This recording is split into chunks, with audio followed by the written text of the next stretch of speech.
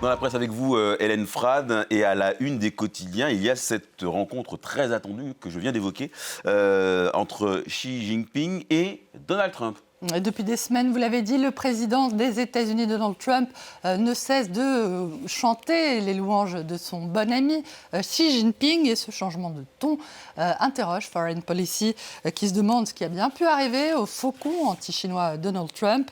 D'après la revue américaine, ce ton plus conciliant serait surtout dû à la volonté dorénavant de Pékin de riposter à Washington et à sa capacité à infliger des pertes à son adversaire, notamment sur le dossier des droits de douane.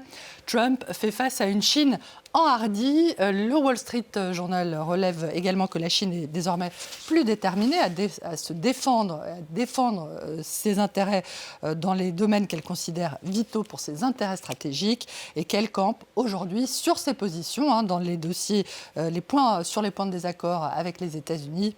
Ce changement d'approche d'Américains que le Washington Post explique par le fait que les États-Unis ont renoncé à convaincre Pékin de réformer son modèle économique étatique, préférant finalement s'inspirer eux-mêmes de l'économie chinoise, en encourageant par exemple une intervention accrue du gouvernement fédéral dans le secteur privé, qu'il s'agisse des semi-conducteurs ou des minéraux critiques.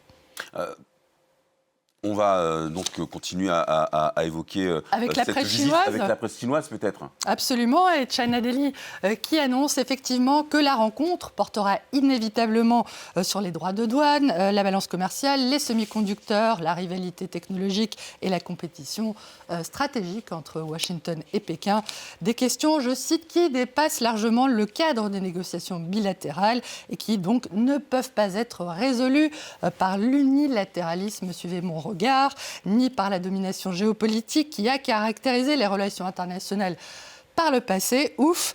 Dans un édito qui réussit le tour de force, David, de n'évoquer aucun contentieux. Global Times déclare avec lyrisme que la Chine et les États-Unis partagent la même planète et que leur relation est devenue un facteur clé de la paix mondiale et de l'avenir de l'humanité, qui espérerait elle-même ne pas voir, je cite toujours, un pays dominer ou transformer l'autre. Bref, tout va pour le mieux dans le meilleur des mondes. Et pourtant, on ne va pas se voiler la face, Hélène. Les contentieux entre Washington et Pékin sont nombreux.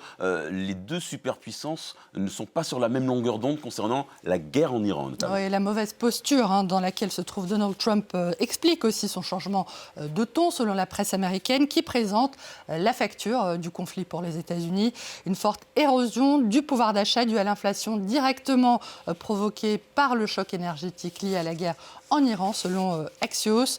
Le Washington Post fait état d'une augmentation, notamment des denrées alimentaires, sans précédent depuis 4 ans maintenant. Une augmentation qui contribue évidemment, elle aussi, à accroître la pression sur le budget des ménages américains. Et c'est sans compter le prix de la guerre elle-même, évalué par le Pentagone, cité entre autres par le Financial Times, à 29 milliards de dollars, alors que Donald Trump, on le sait, se dit prêt à reprendre les bombardements contre l'Iran en cas de non-accord avec Téhéran.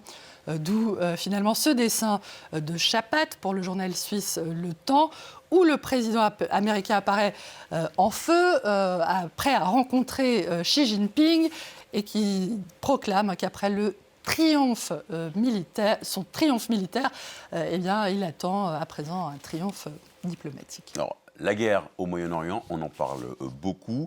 Elle relègue au second plan la question très brûlante, on va le dire comme ça, du réchauffement climatique. Ouais, la Croix relaie ce matin l'alerte de plusieurs scientifiques sur le fait que la situation météo pourrait encore se détériorer en 2026, notamment sur le front des incendies, avec le retour annoncé de l'épisode chauffant El Niño, alors que les 3 dernières années, on le rappelle, ont été les plus chaudes jamais observées. Le Washington Post évoque même, David, le risque d'un super El Niño, comparable à celui qui avait provoqué une famine mondiale et tué plus de 50 millions de personnes en Inde, en Chine, au Brésil et ailleurs en 1877, l'équivalent à l'époque de 3 à 4% de la population mondiale. D'après une spécialiste, la différence avec aujourd'hui, c'est que notre atmosphère et nos océans sont nettement plus chauds, ce qui signifie que les phénomènes extrêmes pourraient être plus marqués. Mais l'espoir, tout de même, c'est que les pertes humaines soient moindres parce que les facteurs sociaux, politiques et économiques qui avaient exacerbé les effets météo en 1877 n'existent plus. La collaboration scientifique internationale est également jugée essentielle pour atténuer les conséquences de ces phénomènes météo extrêmes pour les populations qui sont les plus exposées.